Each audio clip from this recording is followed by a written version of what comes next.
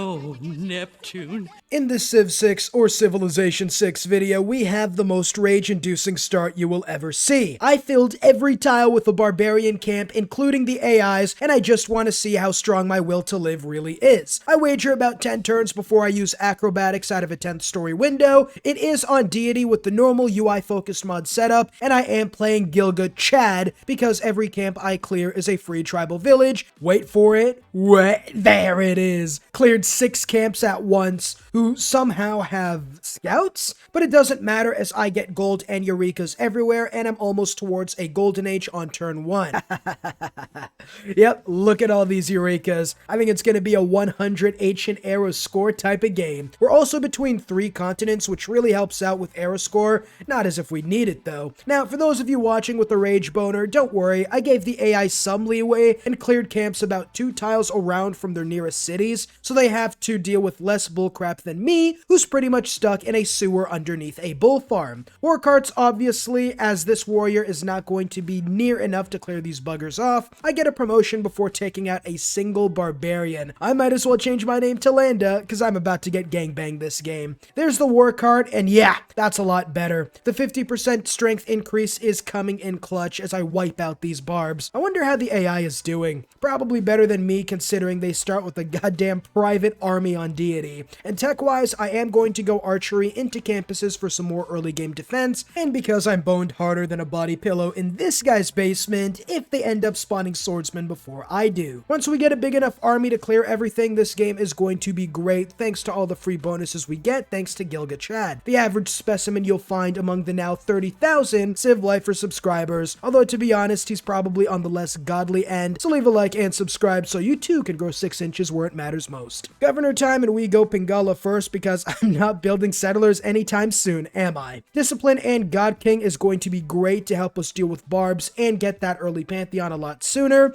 I meet Gazargamu as I beeline political philosophy for oligarchy and maybe some extra experience, although with barbs I think it is permanently capped at 1 after 1 promotion, but the 4 melee strength in quicker tier 1 promotion is easy to get. Yeah, that's what I'm worried about, except replace all the slingers and warriors with swordsmen and men-at-arms. There's the best secret society for this game. The vampires are going to give me more units and eventually yields, and I know what to do with, which is going to be especially helpful because something tells me the AI's already wiped out their side of the map, and I need to catch up because I'm still sitting at 4 science per turn, which I don't think is very good. We got lucky, as a relic means we should be able to get our pantheon a lot sooner, considering we're making 5 faith now, and religious settlements is on the table. We begin splitting into 2 armies here, as I think with just scouts defending the encampment and all the mountains around, I have to be smart to get more settleable land in this Manifest Destiny 2022 simulator. Also, Gazargamu is getting absolutely obliterated, gives me hope that the AI is dealing with the same thing. Pantheon time and religious settlements, good God, I'm nuttin'. Free settlers are the best, and I already have a nice place to put this dude. They're sailing, which it's something. I probably won't need it, but here's the settler, and getting out a quick second city is huge for this game. As I begin clearing out the northeast, although I probably need more units, if I had the baseline requirement of brain cells and gray brain matter, I probably would have remembered to plug in the 50% policy card towards unit production, but I don't, and I didn't. I get a free trader, and I would send him to the city-state for money,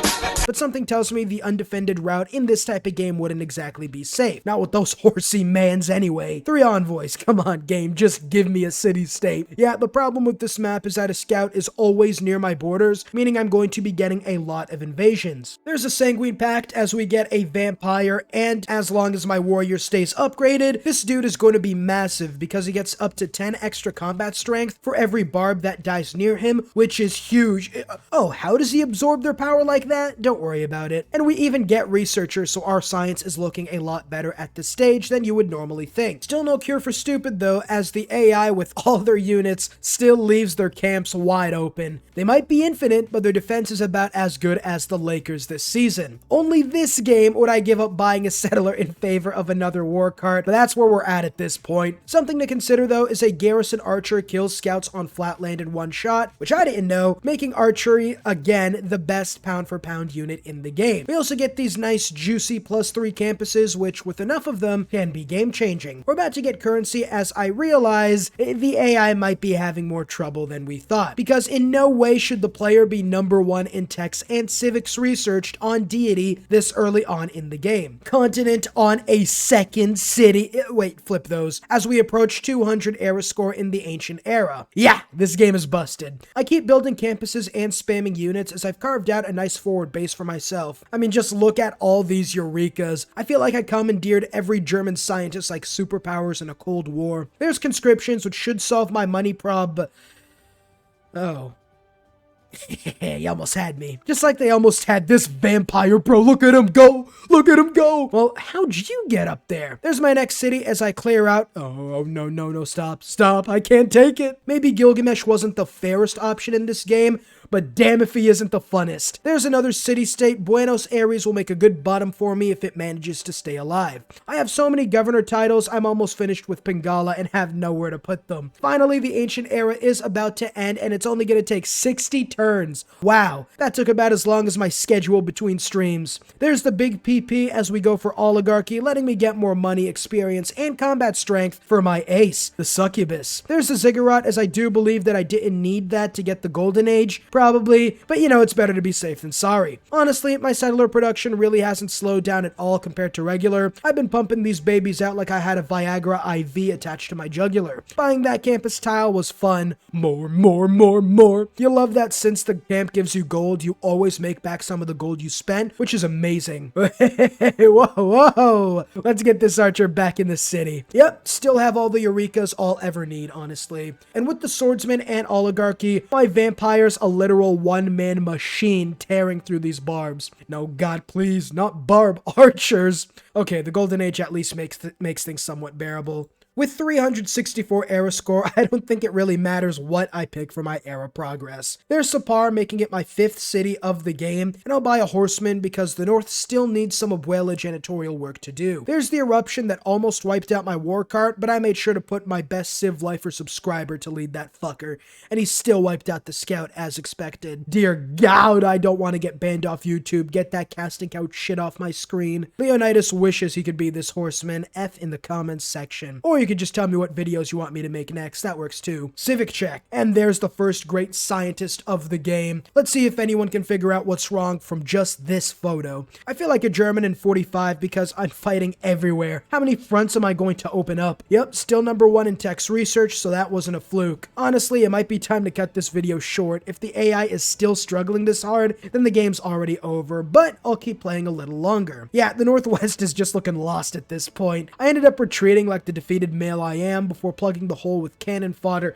Sorry, I mean scouts. I'm not disrespecting brave cannon fodder like that. Pretty much cleared out the north as I almost have my 6th city, as well as a man-at-arms already. The fact the AI still has warriors is astounding. I had so little options, I've begun filling out my 3rd governor this early. I think I have enough tribal village rewards, no need to keep going. 41 turns for this campus, I mean, it could be worse. I could be building a scout. There's the next city right in time for the 3rd pleasure session. The only front that isn't struggling is the southwest, although I haven't had to build a builder yet this game, so it could definitely be worse without the free improvements. And the next great scientist. You guys want to see if you can find out what's wrong yet? There's Niter as I move my vampire back to position and have to go Reina, yes, Reina, because I didn't know where else to put the other governor titles. Oh my God, Fascismo is on the way, but I already have all the inspirations I could ever want. Leave a like if you're enjoying so far. Can't find a way to seamlessly put that into the video, so I just came out and said it. There's an next great scientist that didn't give anything because I already had every Eureka he could give. We have man-at-arms and knights on the front line, but the problem is this river on the southwestern front, as I can't break through it. The Revenge of the Scouts, you say? It's funny how despite my pitiful 1-inch Punisher on the science charts, I'm still blitzing through the tech tree with all the Eurekas I have. The Knight and Man-at-Arms have been struggling, but not the Vampire. It's literally one-shotting everything. Dear Lord, here goes the TCLR sub-squadron.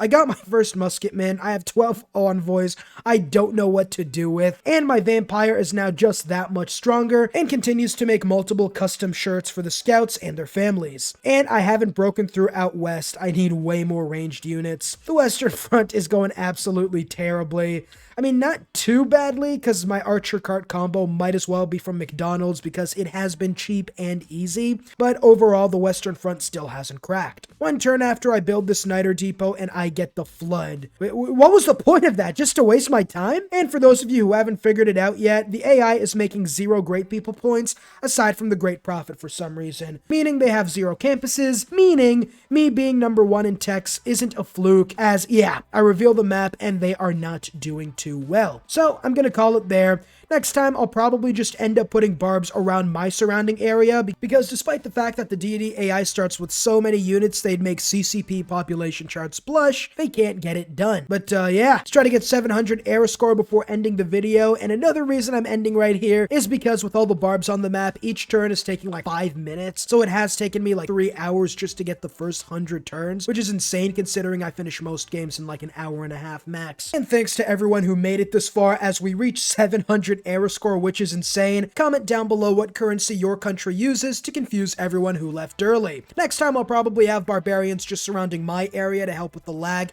and the fact how stupid the deity AI is, and I also have a 30-second 1-minute segment of something from my other channel, which you can check by going to the pinned comment down below. I'll see you all next time. Peace. I played every Fallout game for the first time ever in 2022. Decided to break into the new year by trying out every game in a new series, and what better way than to play the Elder Scrolls other half, Fallout. I played Fallout 1, Fallout 2, Fallout 3, Fallout 4, and Fallout New Vegas as I decided to finally relent and start suckling on Todd Howard's other nipple as I break my Fallout virginity. Sit back, like, and subscribe if you do enjoy and want to see more videos like this. Let's get started. I decided to roleplay the average American. I decided to build a strong, intelligent grease sponge trying to survive the wastes after larfing down one too many street rolls in the vault. After this old JonTron looking ass tells me we need a new water purifier, he decides to send the worst man for the job, although probably me hemorrhaging food reserves end up fighting this thick monstrosity of a human who got me premium tickets to Juice WRLD's next concert. And I swear to God, that mole rat was a bigger nemesis to me than Cupcake's are to EDP.